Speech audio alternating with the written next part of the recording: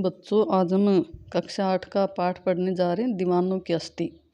तो उसके पाठ के जो अन्य महत्वपूर्ण प्रश्न हैं वो देखेंगे। प्रश्न नंबर देखिए, दीवाने संसार से संबंध रखते हैं। तो संसार से किस प्रकार का संबंध रखते हैं? आत्मीयता का, स्नेह का, कटुता का, समान भाव का।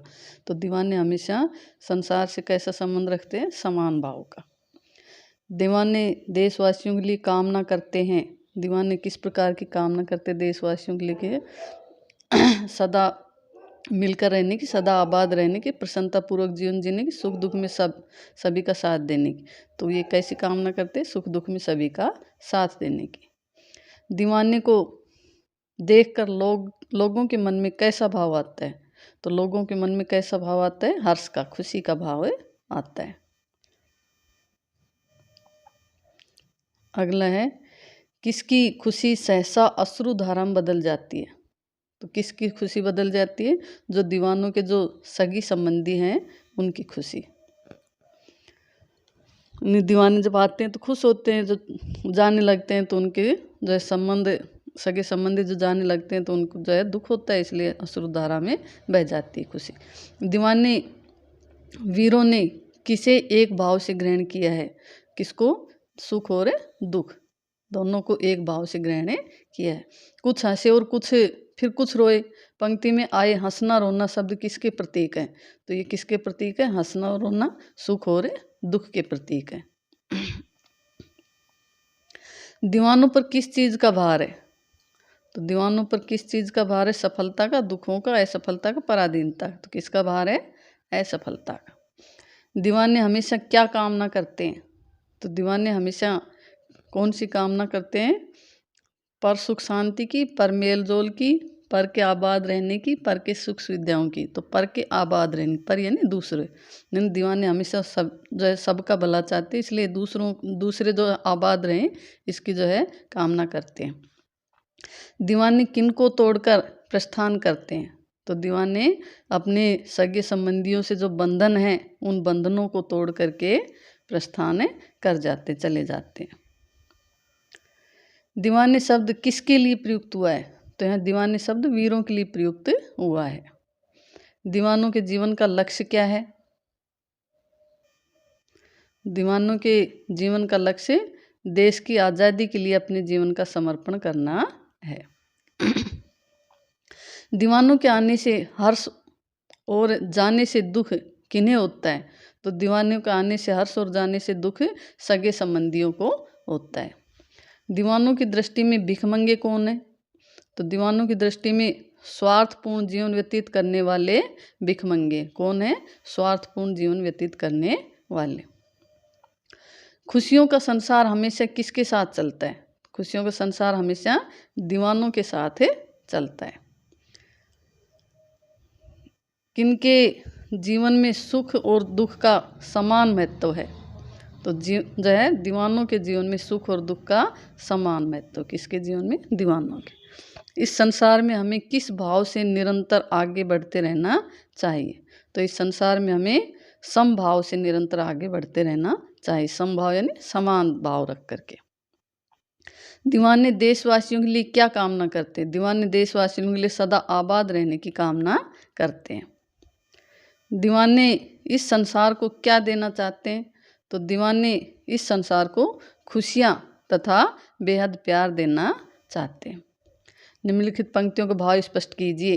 अब अपना और पराया क्या आबाद रहे रुकने वाले।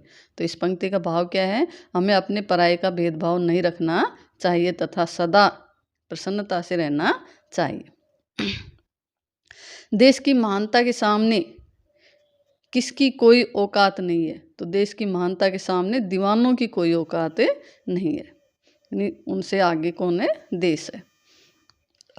दीवानों के आने पर किसका मन हर्ष से पूरित हो उठता है? तो दीवानों के आने पर जो उनके सगे संबंधी हैं उनका मन प्रसन्नता से आनंदित हो जाता है।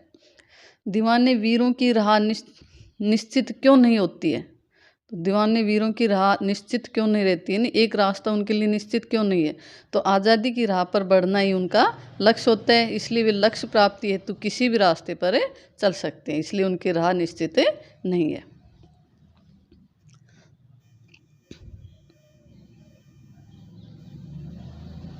दीवाने इस संसार में कैसा संबंध रखते हैं? तो दीवाने इस संसार में सभी के प्रति समभाव का संबंध रखते हैं, समानता का। दीवाने वीर किसके जीवन को अपने जीवन जैसी मस्ती से भरपूर नहीं बना सकते? तो दीवाने वीर भिखमंगों के जीवन को अपने जीवन जैसी मस्ती से भरपूर नहीं बना सकते। किनके जीवन को? भिखमंगों के जीवन को। दीवानों ने अपनी क्या अभिलाषा प्रकट की है? तो दीवानों ने अपनी अभिलाषा प्रकट की है कि जो भी जहाँ पर रह रहा है वहाँ ही वह हंसी खुशी से रहे। खुशियों का संसार हमेशा किसके साथ चलता है? तो खुशियों का संसार हमेशा दीवानों के साथ चलता है। किसके जीवन में सुख और दुख का समान महत्व है? तो दीवानों के जीवन में सुख और दुख दोनों समान है। दीवाने एक स्थान पर टिक कर क्यों नहीं रहते? तो दीवानों को कभी ब्रिटिश सरकार पकड़कर एक से दूसरी जेल भेजती रहती थी और कभी वे स्वयं ही उससे छिपते फिरते थे, इसलिए वे एक स्थान से पर नहीं टिके रह पाते थे। बलिदानी वीर किसी के साथ भेदभाव क्यों नहीं रखते? जो बलिदानी वीर होते हैं तो भेदभाव क्यों नहीं करते हैं? बलिदानी वीर किसी के साथ भेदभाव इसलिए नहीं रखते हैं क्योंकि उनका उद्देश्य स्वार्थ रहित होता है और वे देश को आज़ाद करवाना चाहते हैं। उनका कोई जो स्वार्थ नहीं रहता। कवि ने दुनिया को भिखमंगा क्यों कहा है? तो कवि ने दुनिया को भिखमंगा इसलिए कहा है क्योंकि इस दुनिया के पास दूसरों को देने के लिए कुछ नहीं है, वह तो केवल लेना ही जानती है। वीरों के हृदय पर किसका बोझ है और क्यों? तो वीरों के हृदय पर असफलता का बोझ है, क्योंकि देश को स्वतंत्रता के लिए इतना परिश्रम करने के बाद भी ये देश को स्वतंत्र नहीं करा पाए थे, इसलिए उन्हें अपनी असफलता का बोझ जो है लग रहा था। हम धूल उड़ाते जहाँ चले में कवि का क्या तात्पर्य है? हम धूल उड़ाते जहाँ चले से कवि का तात्पर्य है कि जिस ओर भी बलिदानी वीर बढ़ते हैं उस ओर केवल उनका अस्तित्व ही दिखाई देता है। उनके जोश भरे उठे कदमों से सारे वातावरण में धूल छा जाती है।